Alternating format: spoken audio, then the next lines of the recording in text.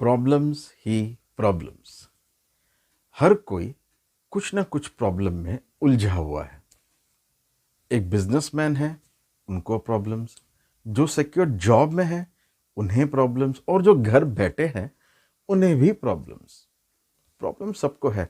Actually में life जब से शुरू होती है प्रॉब्लम्स भी साथ में ही चलता है।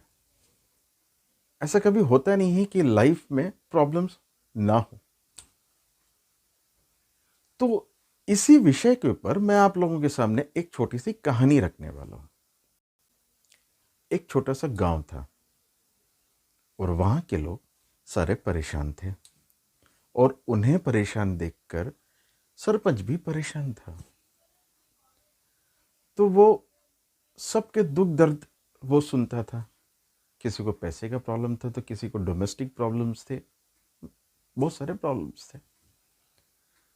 तो उन्होंने कहा एक काम करते हैं, एक पंचायत बुलाते हैं और देखते हैं, अगर पॉसिबल रहा तो प्रॉब्लम्स को हम थोड़ा बहुत कम कर सकते हैं। तो उन्होंने एक पंचायत बुलाई और उस पंचायत में सारों ने अपने अपनी बात रखी। तो एक ने कहा कि भाई हम काम नहीं करते हैं। काम इसलिए नहीं करते हैं क्योंकि बस स्टॉप जो है वो 3 किलोमीटर दूरी पर है। अब भला ये बताइए कि 3 किलोमीटर एक आदमी रोज अप एंड डाउन करे तो वो कैसे पॉसिबल है। भाई 1-2 दिन का बात है तो समझ में भी आता है, बट यहाँ तो रोज अप एंड डाउन करना है 3-3 kilometre. How is it possible. फिर एक ने कहा कि बच्चे पढ़ाई नहीं करते हैं। उसका कारण ये है कि बच्चों का जो स्कूल है वो लगभग 2 किलोमीटर की दूरी पर है। अब बच्चे भला कैसे 2 किलोमीटर दूरी तय करके वो वापस जाएंगे आएंगे, पॉसिबल नहीं है, सिक्योर भी नहीं है। सही है।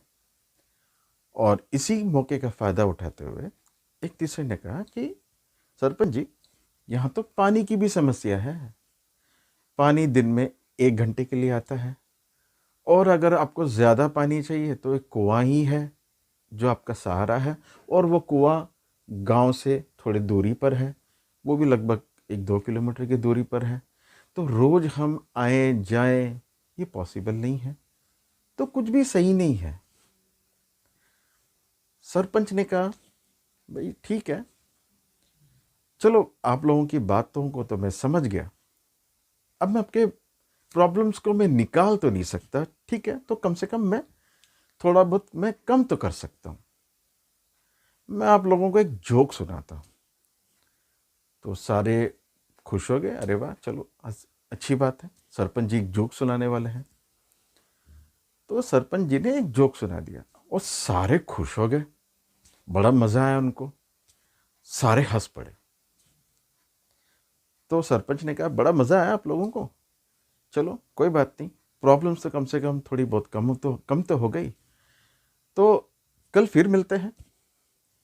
तो दोबारा कल सारे इकट्ठा हो गए। सरपंच ने वही जोक फिर से रिपीट किया। तो कुछ लोग हंस पड़े और कुछ लोग बैठ के देख रहे थे भाई क्या हो रहा है। उनको बड़ा मजा नहीं आया। तो सरपंच ने कहा कि कल फिर मिलते हैं। तो तीसरे दिन भी सरपंच जी ने यही जोक को रिपीट किया। अब इस बार कोई भी नहीं हंसा, सब चुप, सब एक दूसरे को देख रहे थे। तो सरपंच ने देखा और कहा कि भाई आप लोगों को मजा नहीं आया। तो सब लोगों ने कहा भैया हमको तो कोई मजा नहीं आया इस जोक में। तो सरपंच जी ने कहा कि यही सीख है कि जो चीज़ हमको पता है कि ये चीज़ फिर हमें दोबारा दोबारा हम पर आने वाला है, तो उस चीज़ का मज़ा आपको बिल्कुल नहीं आएगा। आपको उसको एक्सेप्ट करना पड़ेगा, आपको उसको फेस करना पड़ेगा, तब जाकर आपको उस चीज़ का मज़ा आपको आएगा। तो यहाँ पर इस कहानी का मतलब यही है कि problems will always be there in your life, this can never go. उसका सॉल्यूशन तो यही है कि आप उस प्रॉब्लम्स को फेस करें, डट कर फेस करें, because there are many problems which you cannot avoid basically, but at least वो कम करने का प्रयास आप लोग कर सकते हैं. So repeatedly, if the problem is coming on to you, don't get afraid, because it's of no use. You have to face the problems at some point of time. So problems को face कीजिए. इसी बात पर एक छोटी सी और एक बात है जो मैं आप लोगों से शेयर करने वाला हूँ.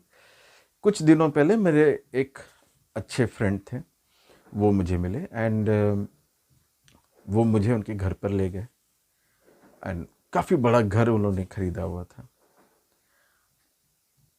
एंड उसके बाद में वो सर पकड़ के बैठा हुआ था, भाई बहुत प्रॉब्लम्स है. तो मैंने कहा भाई क्या प्रॉब्लम है?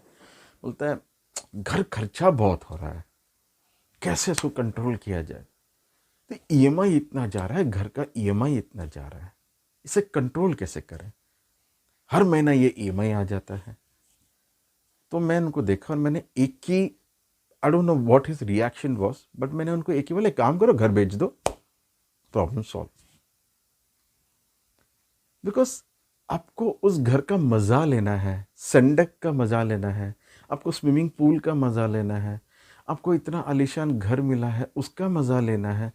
तो आपको तो ये प्रॉब्लम्स फेस करनी ही है. उस प्रॉब्लम्स को आप किस तरीके से हैंडल करोगे, that is what you have to C.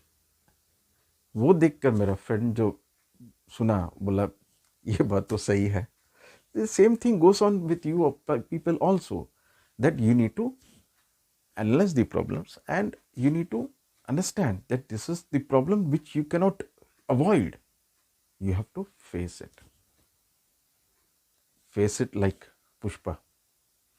Problems आपके सामने जैसे ही आ जाए आप उसको बोल देना, पुष्पराज झुकेगा नहीं.